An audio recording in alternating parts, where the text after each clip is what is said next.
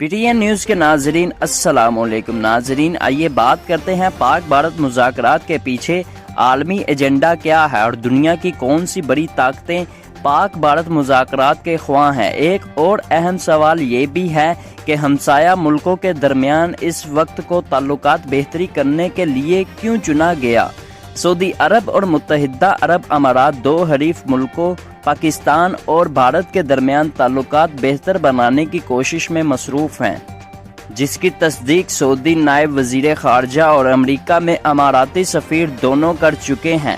تاہم سوال یہ بھی ہے کہ بھارت سے قریبی تعلقات رکھنے والے یہ دونوں خلیجی ممالک دو ایٹمی طاقتوں کی دوستی کروانے کی کوشش کیوں کر رہے ہیں۔ بین الاقوامی امور پر نظر رکھنے والے تجزیہ نگاروں کے خیال میں امریکہ اور دیگر عالمی طاقتیں ان خلیجی ممالک کے ذریعے قیام امن کا مقصد حاصل کرنا چاہتی ہے، جبکہ پاکستان اور بھارت کے اندرونی حالات بھی دونوں ملکوں کے درمیان تعلقات کی بہتری کے متقاضی ہیں۔ واضح رہے کہ کچھ عرصہ قبل برطانوی خبر رساں ادارے روئٹرز نے اس سال جنوری میں دونوں جنوبی ایشیا ہمسایہ ملکوں کی خفیہ ایجنسیوں کے اعلیٰ عہدیداروں کی دبئی میں ملاقات کا انکشاف کیا تھا۔ دلی کے فوراً بعد اسلام آباد کا دورہ کرنے والے روسی وزیر خارجہ سرگئی لاروف نے مذاکرات کی تصدیق کرتے ہوئے ان کا خیر مقدم کیا تھا۔ 2019 میں جموں کشمیر کی خود مختار حیثیت تبدیل کیے جانے کے بعد سے پاکستان اور بھارت کے درمیان تعلقات تعطل کا شکار رہے ہیں۔ یاد رہے کہ بھارتی وزیر اعظم نریندر مودی نے 5 اگست 2019 کو کشمیر کی آئینی حیثیت بدل دی تھی، جس کے جواب میں پاکستان نے اپنے ہمسایہ ملک کے ساتھ سفارتی تجارتی تعلقات میں بڑے پیمانے پر کمی کر دی۔ ایسے میں سوال اٹھتا ہے کہ ایٹمی استعداد رکھنے والے پڑوسی کیوں یکایک مذاکرات کے لیے رضامند ہو گئے، اور سعودی عرب اور متحدہ عرب امارات کی اسلام آباد اور نئی دلی کو مذاکراتی میز پر لانے میں کیا دلچسپی ہو سکتی ہے۔ اس دوران یہ خبر بھی آ چکی ہے کہ دونوں حکومتوں نے گزشتہ کئی ماہ کے دوران بیک چینل ڈپلومیسی کے ذریعے تعلقات کو معمول پر لانے کی بھی کوشش کی ہے۔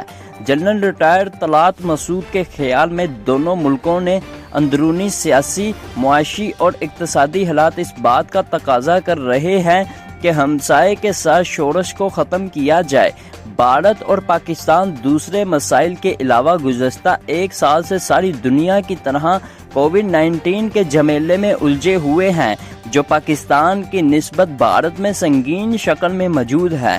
انہوں نے کہا کہ اسلام آباد اور نئی دلی میں یہ احساس یقیناً موجود ہے کہ لائن آف کنٹرول پر کبھی کبھار ہونے والی فائرنگ سویلین آبادی کو نقصان پہنچانے کے علاوہ کسی بھی وقت معاملات کے ہاتھ سے نکلنے کی وجہ بن سکتی ہے۔ تجزیہ کاروں کے خیال میں دنیا کی بڑی طاقتیں خصوصاً امریکہ، روس اور چین پاکستان اور بھارت کے درمیان بہتر تعلقات کے خواہاں ہیں، اور جس کی بڑی وجوہات میں سے ایک دونوں ہمسایہ ممالک کا ایٹمی طاقت ہونا ہے۔ دراصل یہ روس اور چین ہی ہے جنہوں نے پاکستان اور بھارت کے درمیان بیک چینل ڈپلومیسی کی راہیں ہموار کرنے میں مدد فراہم کی ہے، کیونکہ دونوں ملکوں کے درمیان اپنے مفادات جنوبی ایشیا سے منسلک ہے۔ بیجنگ سی پیک منصوبے کو خراب ہونے سے بچانا چاہتا ہے، جبکہ ماسکو گرم پانیوں تک پہنچنے کے لیے اس مرتبہ جنگ کی بجائے دوستی کی راہ اختیار کرنے کا پلان بنا رہا ہے۔ تجزیہ کاروں کا کہنا ہے کہ موجودہ روسی وزیر خارجہ سرگئی لاروف کی اس خطے کے لیے پالیسی ماضی سے بہت مختلف ہے۔ امریکہ بھی یقیناً جنوبی ایشیا میں امن دیکھنا چاہتا ہے، کیونکہ واشنگٹن کا بڑا ہدف چین ہے، جسے وہ نئی دلی کے ذریعے قابو میں رکھنا چاہتے ہیں۔ اگر بھارت پاکستان کے ساتھ کشیدگی میں ملوث رہے گا تو چین پر توجہ نہیں دے سکے گا، جبکہ امریکہ کی دلچسپی ہے کہ دلی پوری طرح بیجنگ کو مصروف رکھے، جس سے امریکی مفادات کی تکمیل ہو سکتی ہے۔ بھارت اور چین کے درمیان گزشتہ کچھ عرصوں سے سرحدی کشیدگی بھی شاید دلی کو پاکستان کے ساتھ اچھے تعلقات استوار کرنے پر مجبور کر رہی ہے۔ دوسری جانب افغانستان میں امریکی فوجی انخلا کے بعد پاکستان اور بھارت کے درمیان کشیدگی اور عدم اعتماد جنگ سے پہلے ہی تباہ حال ملک کو مزید غیر یقینی صورتحال سے دوچار کر سکتا ہے۔ ایک اور اہم سوال یہ بھی ہے کہ ہمسایہ ملکوں کے درمیان اس وقت کو تعلقات بہتری کرنے کے لیے کیوں چنا گیا؟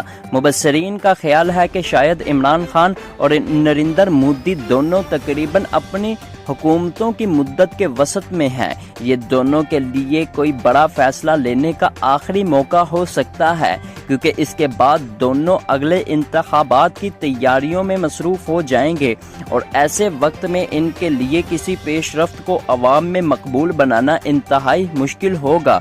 عوامی طور پر دیکھا گیا ہے کہ دونوں ملکوں کے سیاسی رہنما انتخابات میں ایک دوسرے کے خلاف سخت بیانات دے کر اپنی حب الوطنی ثابت کرنے کی بھرپور کوشش کرتے ہیں۔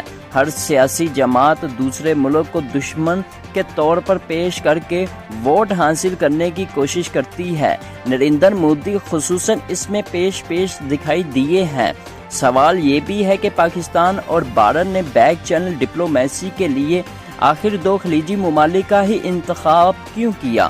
اس سوال کا ایک سادہ جواب تو یہ ہے کہ ان خلیجی ممالک کے پچھلے کچھ برسوں سے پاکستان کے علاوہ بھارت کے ساتھ بھی مثالی تعلقات ہیں، لہٰذا دونوں ممالک کو ان کی ثالثی پر اعتراض نہیں ہوگا۔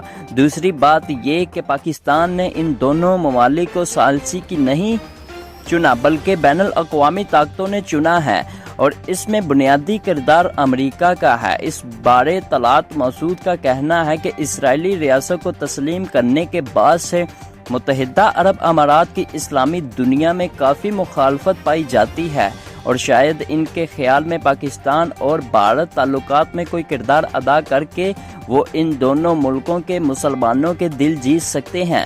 ان کا کہنا تھا کہ متحدہ عرب امارات کے اس معاملے میں ملوث ہونے کی ایک وجہ اس عرب ملک میں بہت بڑی تعداد میں پاکستانی اور بھارتی شہریوں کی موجودگی بھی ہو سکتی ہے۔ پاکستان اور بھارت کے درمیان کشیدگی میں اضافہ متحدہ عرب امارات میں موجودہ پاکستانی اور بھارتی ورکرز کے درمیان تناؤ کی وجہ بن سکتی ہے، جو کسی صورت بھی اماراتی حکومت کو فائدہ نہیں پہنچائے گی۔ کچھ اسی طرح کا معاملہ امریکہ نواز سعودی عرب کا بھی ہے، جس نے پہلے کشمیر کے معاملے پر بھارت کے خلاف پاکستان کا ساتھ دینے سے صاف انکار کر دیا، اور اب وہ مودی اور عمران خان کی دوستی کروانے میں اہم کردار ادا کر رہا ہے۔ دوستو ہمارے چینل کو سبسکرائب کر دیں تاکہ ہماری آنے والی ویڈیوز بر وقت آپ تک پہنچتی رہیں۔